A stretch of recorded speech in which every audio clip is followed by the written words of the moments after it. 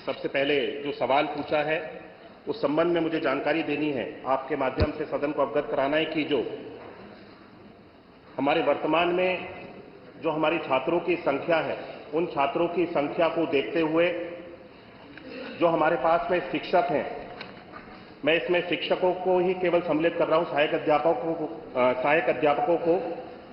इसको जो हमारा छात्रों का और जो पीटीआर होता है छात्रों का और शिक्षक का जो रेशियो है, वर्तमान की छात्र संख्या को देखते हुए और वर्तमान के हमारी शिक्षकों की संख्या को देखते हुए हम 1:30 होना चाहिए, जो कि प्राइमरी स्कूल्स में उसको हम लोग पूरा करते हैं। और शिक्षा मित्रों को अगर हम इसमें सम्मिलित करते हैं तो शिक्षा मित्रों को इसमें सम्मिलित करते हुए 1:22 का रेशियो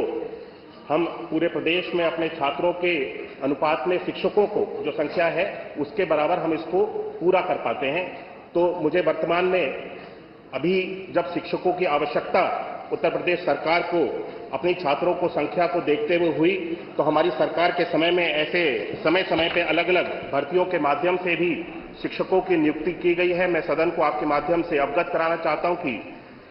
2018 में 12,460 सहायक अध्यापक प्राथमिक भर्ती की प्रथम चरण में 5,948 शिक्षकों को नियुक्त किया गया था। 2018 में 68,500 सहायक अध्यापक भर्ती में 45,567 शिक्षकों को नियुक्त किया गया और 69,000 सहायक अध्यापक भर्ती में 2020-21 में 69,000 टीचर्स को रिक्रूट किया गया, नियुक्त किया गया और 12,460 सहायक अध्यापक भर्ती में 2023-24 में 5,856 शिक्षकों को नियुक्त किया गया। ये मिलाकर के कुल 1,26,371 शिक्षकों को हमारी सरकार के समय में नियुक्ति दी गई है। अब जब वर्तमान में छात्रों की और शिक्षकों का अगर अनुपात हम लोगों को इस तरह से अवगत महसूस होगा कि छात्रों की और अगर छात्र बढ़ रहे हैं तो आने वाले समय में शिक्षकों की अगर आवश्यकता होगी तब इसके ऊपर विचार किया जाएगा। वर्तमान में कोई नई नियुक्ति को निकालने के लिए सरकार का कोई विचार नहीं है। माननीय सदस्य ने और भी प्रश्न किए कि जो नियुक्ति अभी कोर्ट में विचाराधीन है, कोर्ट में जो सुप्रीम कोर्ट में 69,000 की एक भर्ती हमारी विचाराधीन है, जिसपे माननीय सुप्रीम कोर्ट में सर्वोच्च न्यायालय में जिसका केस चल रहा है, उसके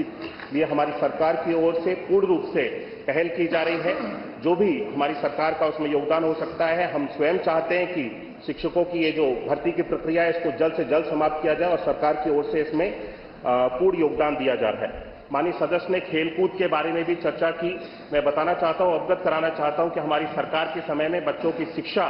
के ऊपर तो हम लोग ध्यान दे ही रहे हैं, लेकिन बच्चों के ऑलराउंड डेवलपमेंट में खेल का भी बहुत बड़ा योगदान है। हम समय समय पे प्रदेश स्तर पे, जिले स्तर पे अलग अलग प्रतियोगिताओं को ऑर्गेनाइज कराते हैं, जिसके लिए यहाँ से धनराशि की व्यवस्था भी की जाती है और हर एक विद्यालय में बच्चों को खेलकूद के उपकरण को भी उनको उपलब्ध कराने के लिए भी हर विद्यालय को अलग से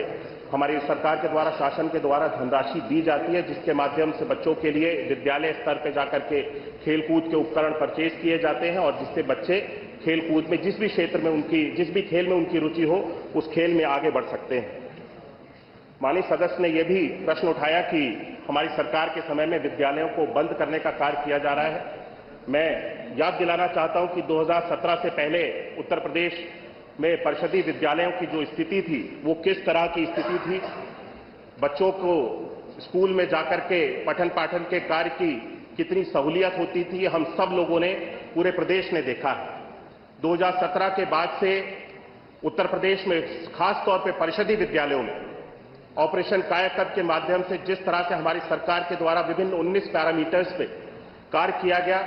और परिषदीय विद्यालयों की एक तरह से पूरे प्रदेश में तस्वीर को बदलने का कार्य किया गया। हमारी सरकार के समय में किसी भी विद्यालय को बंद करने का निर्णय हम लोगों ने नहीं लिया है और हमारी सोच भी नहीं है कि बच्चों की पढ़ाई के लिए जो विद्यालय चल रहे हैं उसको बंद किया जाए, बल्कि हम सब लोग आने वाले समय में अत्याधुनिक और नए और उच्च स्तर के, बढ़िया स्तर के विद्यालयों को खोलने की हम सब लोगों की सरकार की योजना है। और आने वाले समय में मुझे लगता है जब ये विद्यालय बनकर के तैयार हो जाएंगे तो हमारे परिषदीय विद्यालय में भी प्राइवेट स्कूल्स में जो बड़े से बड़े, अच्छे से अच्छे स्कूल में जो सुविधाएं बच्चों को दी जाती हैं वो निःशुल्क हमारे परिषदीय स्कूल्स में भी बच्चों को देने में हमारी सरकार सफल होगी।